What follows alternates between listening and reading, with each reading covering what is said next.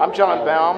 I'm webmaster of aspartamekills.com. I've worked with Betty Martini's organization for about 6 years, and I first got involved in this when my mother got real ill, and she had several hospital admissions. She was airlifted to Washington Hospital Center, where they did an emergency catheterization and didn't find anything, and about a week later they also intubated her and put her on a ventilator. About a week later she was okay and they sent her home. During this time I was taking care of my father. He was 79 at the time, and I went on the internet and I found several sites dealing with aspartame, and I said, "Dad, this has got to be the problem with Mom." I informed their doctors of my finding and they really didn't care. And here we go, and I became an activist involved in it. I had a radio program called Mission Possible Radio, and I had Betty Martini on, I had Dr. Blaylock on, I had Dr. Gentleman from West Palm Beach, Dr. Roberts,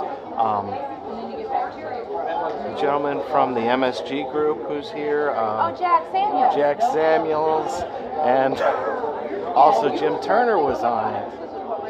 And I was also privileged to meet with Jim Turner when he was being interviewed for Penthouse magazine for an article that didn't show up in Penthouse.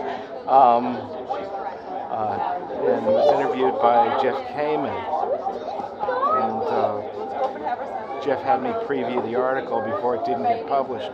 But anyway. How has the response been to Aspartame Kills? It's been very good. It started off very slow. Of course, I didn't tell many people I was doing it, and all of a sudden it shows up. And then I registered the URL aspartame.com also, and that got some response as well. And I promoted it on the radio program. And all of a sudden, one day, it got like 12,000 hits, and it's been continuing on there from there. And so you were able to just get that information out there, and then the people ended up coming to you?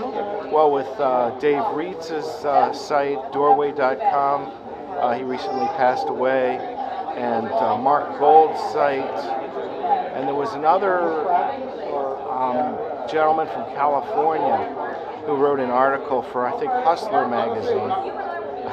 I don't remember. Betty would know his name. I just forgot it at this point in time. But his article was out there. What do you hope will happen for people with lesion aspartame? Well, I'm hoping that the majority of the people will stop using it, and we'll get on the bandwagon with this lawsuit and get the FDA responsible for what's happened. Make sure it doesn't happen in the future.